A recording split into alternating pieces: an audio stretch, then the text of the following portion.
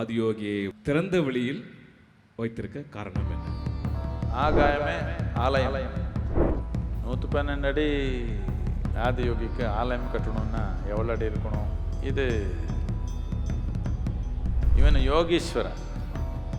யோகீஸ்வரன் நான் என்ற தன்மை இருக்கிற அந்த வலயம் எடுத்தவன். நானன்றது ஒரு எல்லை இருக்குது, உடலுக்கு ஒரு எல்லை இருக்குது, மனத்தில் ஒரு எல்லை இருக்குது, உணர்வில் எல்லை இருக்குது, சக்தியில் எல்லை இருக்குது. நானன்றது ஒரு எல்லை.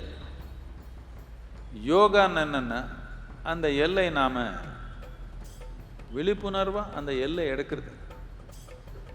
இது ஒரு வலை மாதிரி நாமே உருவாக்கின வலை. இந்த ஆதியோகி யோகி என்னன்னா அந்த வலை ஃபுல்லாக எடுத்துட்டான். சிக்கிக்கிறதுக்கு ஒன்றும் இல்லை. இதுக்கு ஒரு அறிகுறியா இந்த ஒரு இது இல்லாமல் சும்மா ஆகாயமே ஆலயம்.